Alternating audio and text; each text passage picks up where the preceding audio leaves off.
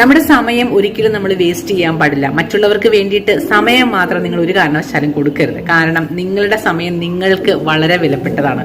നിങ്ങളുടെ ലക്ഷ്യത്തിലേക്ക് എത്തിച്ചേരാൻ വേണ്ടിയിട്ട് നിങ്ങളുടെ സമയവും നിങ്ങളുടെ ബുദ്ധിയും അത് എന്തുമാത്രം പ്രയോഗിക്കുന്നു എന്നതിനനുസരിച്ചിട്ടിരിക്കും നിങ്ങൾ അവിടെ എത്തിച്ചേരുന്നത് എങ്ങനെയെന്നുള്ളത്. അത് മറ്റുള്ളവർക്ക് വേണ്ടിയിട്ട് വിനിയോഗിച്ചു കഴിഞ്ഞിട്ടുണ്ടെങ്കിൽ നിങ്ങൾക്ക് വേണ്ടിയിട്ട് വിനിയോഗിക്കാൻ നിങ്ങൾക്ക് എവിടെ സമയം കിട്ടുന്നത്? മറ്റുള്ളവർ എന്തായാലും നിങ്ങളുടെ നല്ലതിന് വേണ്ടിയിട്ട്, നിങ്ങളുടെ വിജയത്തിന് വേണ്ടിയിട്ട് നിങ്ങളുടെ കൂടെ നിൽക്കുമെന്ന് നിങ്ങൾക്ക് തോന്നുന്നുണ്ടോ?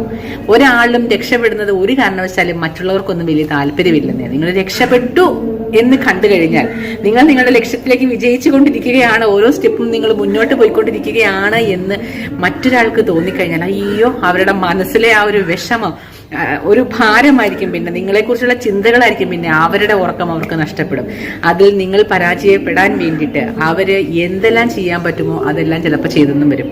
അതുകൊണ്ടാണ് പറയുന്നത്, നിങ്ങളുടെ ലക്ഷ്യം എന്ത് എന്നുള്ളത് ഒരിക്കലും നിങ്ങൾ മറ്റുള്ളവരോട് പറയാൻ നിൽക്കരുത്.